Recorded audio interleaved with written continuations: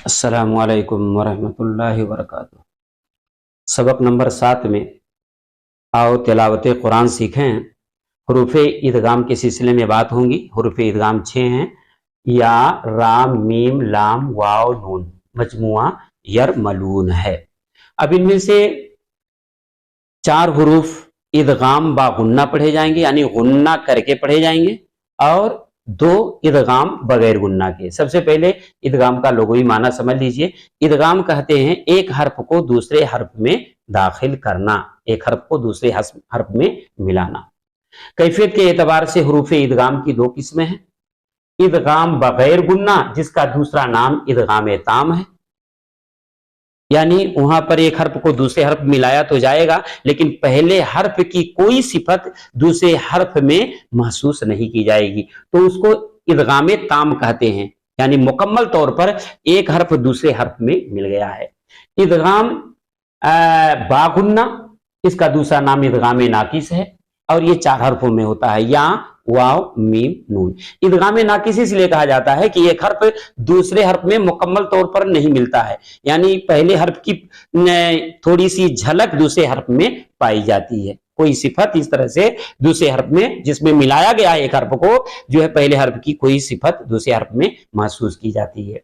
तो इदगाम ताम की तारीफ अब सुनिए। जैसे इदगाम होने की सूरत में हरफ मुदगम की कोई सिफत मुदगम फी में बाकी ना रहे। इदगाम होने की सूरत में जिस हर्फ को दूसरे हर्फ में मिलाया गया है, तो पहले हर्फ की कोई सिफत दूसरे हर्फ में बाकी ना रहे। जैसे इज़्ज़लमू, अब यहां जाल को जो में मिला दिया गया है, लेकिन जाल की कोई भी सिफत यहां बाकी नहीं रहती है। इसी तरह से मालल लुबदा, देखिए यहां पर लाम पर तनवीन है, लेकिन तनवीन के नून की आवाज थोड़ी सी भी महसूस नहीं की गई इस्लाम के अंदर। तो जो है एक हर्फ को जिसे दूसरे हर्फ में मिलाया गया है, अगर थोड़ी सी भी जो है झलक बाकी ना रहे, या कोई भी सिफत उस हर्फ की दूसरे हर्फ में बाकी ना महसूस की जाए, तो उसको इदगाम ताम कहते हैं। इसी तरह से यहां देखिए मिर रब्बिका, नून साकिन के बाद रा है, लेकिन मीम को रा में इस तरह मिलाना है कि नून की झलक, गुन्ना की झलक नहीं आनी चाहिए। मिर रब्बिका, और अगर ऐसा पढ़ेंगे मिर रब्बिका तो यह गलत हो जाएगा। तो इसको कहते हैं नून साकिन तनवीन के बाद अगर लाम और रा आए तो इदगाम ताम होगा। नून साकिन की आवाज को या तनवीन के नून की आवाज को लाम और रा में इस तरह मिलाया जाएगा कि जो है वहां पर गुन्ना की थोड़ी सी भी झलक बाकी नहीं रहेगी, पहले हर्फ की कोई सिफत दूसरे हर्फ में बाकी महसूस नहीं होगी। इदगाम नाकिस, अगर हर्फ मुदगम की कोई सिफत मुदगम फी में बाकी रहे, तो उसको इदगाम नाकिस कहा जाता है। जैसे फमय्यामल, नून को या में तो मिलाया गया है, लेकिन नून मुकम्मल तौर पर या में नहीं लगा, लेकिन क्योंकि पढ़ते वक्त नून की झलक महसूस की जाती है, नून की आवाज को महसूस किया जाता है, नाक का बांसा इस्तेमाल होता है, फमय्यामल, इसीलिए इसको इदगाम नाकिस कहते हैं। यानी एक हर्फ दूसरे हर्फ में मिला तो है, लेकिन पूरा नहीं मिला है, बल्कि जिस हर्फ को दूसरे हर्फ में मिलाया गया है, थोड़ी सी हलक, यानी पहले हर्फ की थोड़ी सी झलक दूसरे हर्फ में महसूस की जाती है। कोई ना कोई सिफत पहले हर्फ की दूसरे हर्फ में महसूस की जाती है, इसलिए इसको इदगाम नाकिस कहा जाता है। और इदगाम नाकिस 4 हर्फों में होता है। नून साकिन और तनवीन के बाद या वाव मीम नून आए तो इदगाम नाकिस होता है, यानी वहां पर नून साकिन की आवाज और तनवीन के नून की आवाज पढ़ते वक्त महसूस की जाती है, नाक का भाषा इस्तेमाल किया जाता है। नून साकिन और तनवीन के बाद अगर हरफ रा और लाम आए तो इदगाम ताम होगा। मिसाल मालल लुबदा, यहाँ मालन है, लेकिन नून की आवाज को, तनवीन के नून की आवाज को लाम में इस तरह मिला दिया गया है, गोया लाम पर तनवीन है नहीं, बल्कि एक जबर को लाम में लगाया गया है, इसीलिए इसको इदगाम ताम कहते हैं। यानी नून की झलक, पहले वाले हर्फ की झलक जिसको दूसरे में मिलाया गया है, थोड़ी सी भी नहीं आनी चाहिए। तो मालल लुबदा, यहाँ नून की गुन्ना की आवाज थोड़ी सी भी नहीं आई है। वलम यकुल लहू, अब नून साकिन के बाद यहाँ तनवीन के बाद लाम आया है, यहाँ नून साकिन के बाद लाम आया है, तो वलम यकुल लहू, कुन लहू गलत हो जाएगा। जिस हर्फ को दूसरे हर्फ मिलाया गया है, तो उस हर्फ की कोई भी सिफत दूसरे हर्फ में बाकी ना रहे, तो वलम यकुल लहू कुफुवन अहद, इस तरह से। इसी तरह से तनवीन के बाद रा की मिसाल है फी ईशतिर रादिया, हालांकि फी ईशतिन है, तनवीन है, नून की आवाज, लेकिन नून की आवाज को रा में इस तरह मिला दिया गया है कि जो है तनवीन के नून की आवाज रा में थोड़ी सी भी महसूस नहीं की जा रही है, यानी रा की आवाज के अंदर जिस तनवीन के नून को मिलाया गया है उसकी थोड़ी सी भी सिफत बाकी नहीं है।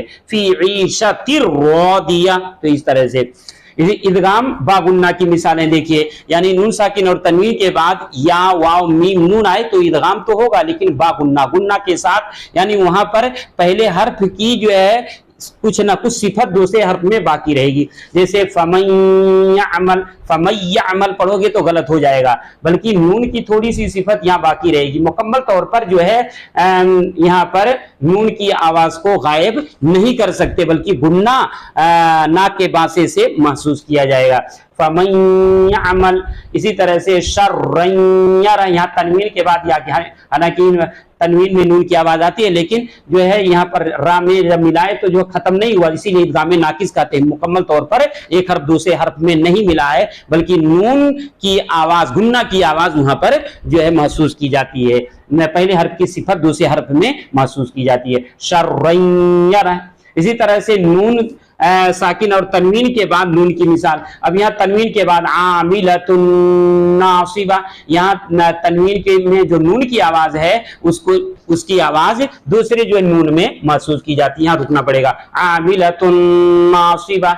इसी तरह से नून साकिन के बाद नून की आवाज मिन नार, तो यहाँ पर जो है जिस नून को दूसरे नून में मिलाया गया नून साकिन को, तो मुकम्मल तौर पर ये नून नहीं मिला है, बल्कि एक सिफत गुन्ना की दूसरे नून में महसूस की जाती है। अब नून साकिन तनवीन के बाद मीम की मिसाल देखिए, और रसूल, यहाँ जो है तनवीन एलाम पर, अब यहाँ पर मीम पर रुकना पड़ेगा, और रसूलुम मिनल्लाहि, हालांकि रसूलुन है, यहाँ नून की आवाज को मीम पे, रसूलुम नाक में आवाज आ, रसूलुम मिनल्लाहि। इसी तरह नून साकिन के बाद मीम की मिसाल है मिम्मा इन, यहाँ पर नून को जिस मीम में मिलाया गया है तो मुकम्मल तौर पर ये इसकी सिफत जो है खत्म नहीं हुई है, बल्कि इसकी सिफत को दूसरे मीम में महसूस की जाती है, जिस नून को मीम में मुदगम किया गया है। इसी तरह से वाव की मिसाल म्यूवाल, तो नून साकिन के बाद वाव तो है, नून को वाव में मिलाया तो गया है, लेकिन नून की पूरी सिफत गायब नहीं है, बल्कि गुन्ना करके पढ़ना पड़ता है, तो इसलिए इदगाम नाकिस है म्यूवाल। इसी तरह से सिराजौं आजा, उम्मीद है कि हुरूफ इदगाम वाली तमाम शक्लें समझ में आ गई होंगी। अगर बातें कुछ समझ में नहीं आई तो कमेंट में जरूर बताना।